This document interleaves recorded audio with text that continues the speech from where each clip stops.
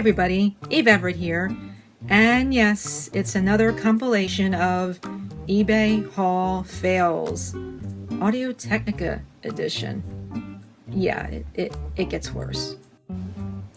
So I hope these eBay Haul Fails are interesting to watch. I think they are.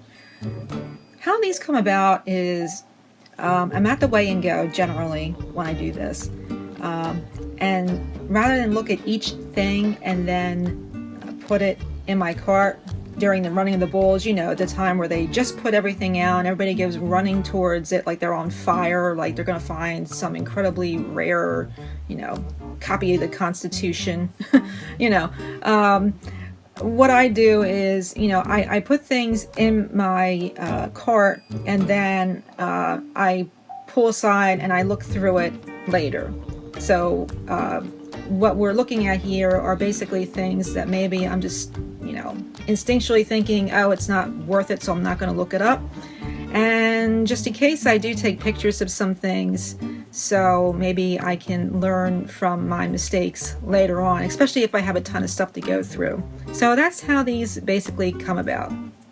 If it sounds a bit disorganized, sometimes it can be, but if you ever go into a weigh and go, you know exactly what I'm talking about.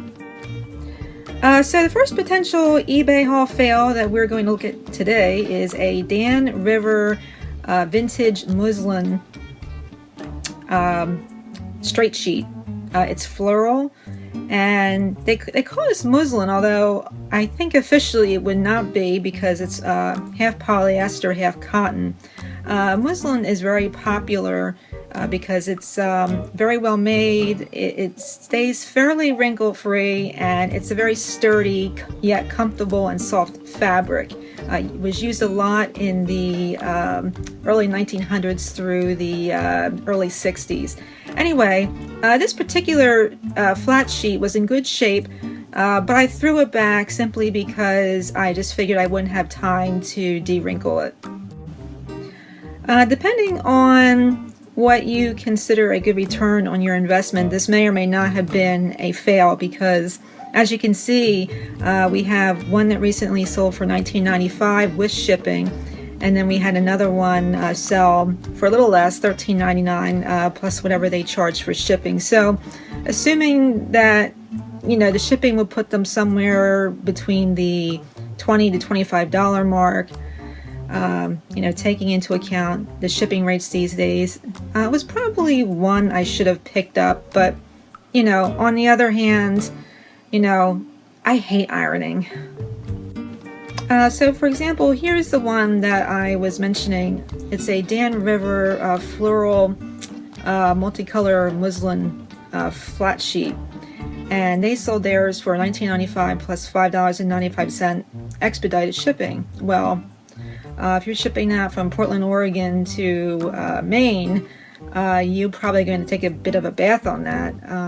Really depends on where your buyer is, but you know, in my case, again, like I've been talking about, I keep trying to aim higher in terms of my return of investment, and I'm really trying to get away from products that aren't going to make me a net of anywhere between $20 and up, and hopefully higher.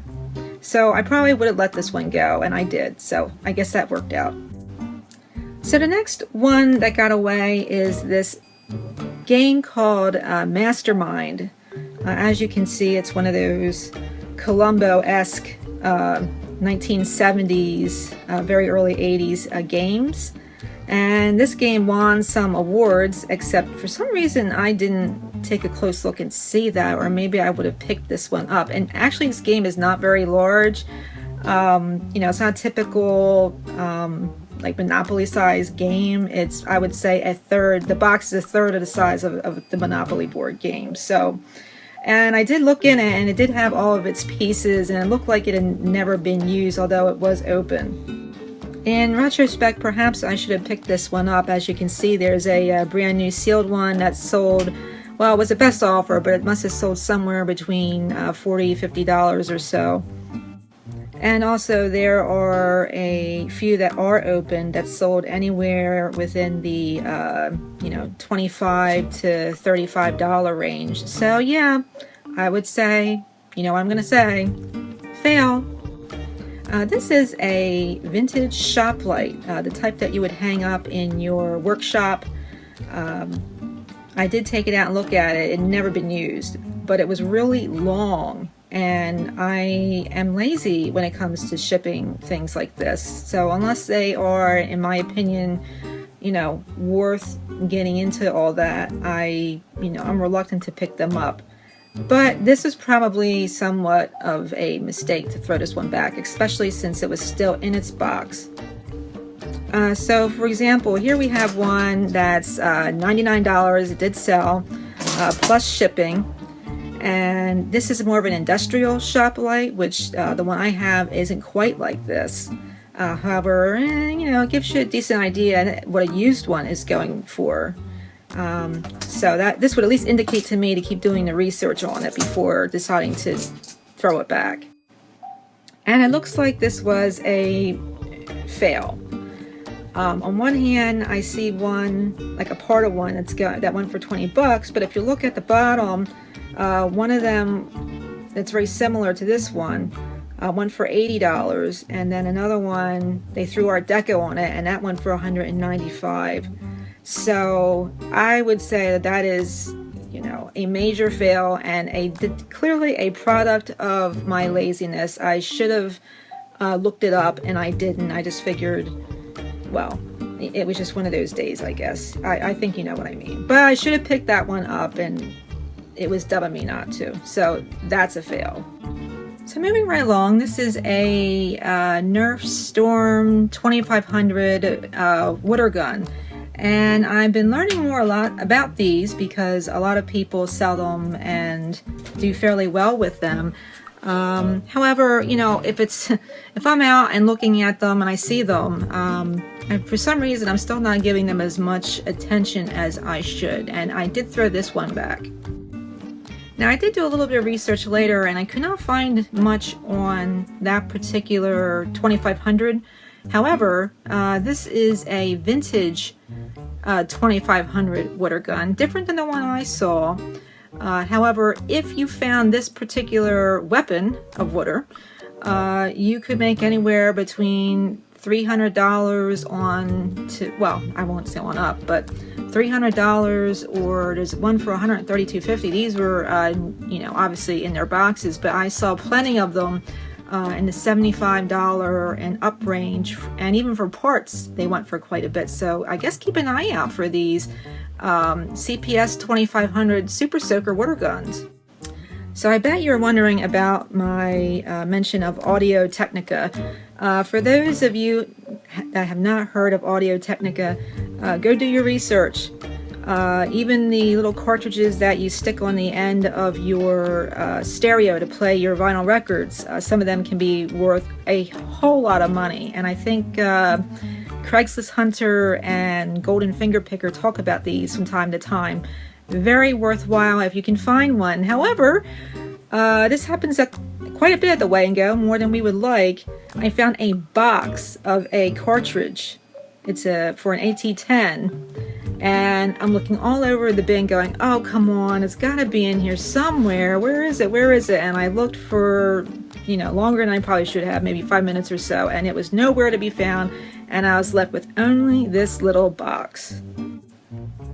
But I'm glad in the sense that I went home and researched it and later and didn't feel too bad about it, because it looks to me that the AT-10s that did sell went for around the $30 to $35 range. So I'm kind of happy that I didn't find get home box in hand only to find that my empty box, had it been full, was worth like $200 or something. So I don't know. I guess I shouldn't be relieved, but I feel relieved.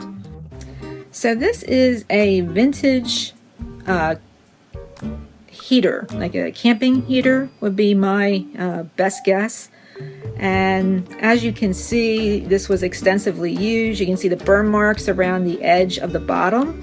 And yes, believe it or not, you would put your fluid of choice in here, either I guess propane or kerosene, and you would turn that on and hope you would not blow yourself up.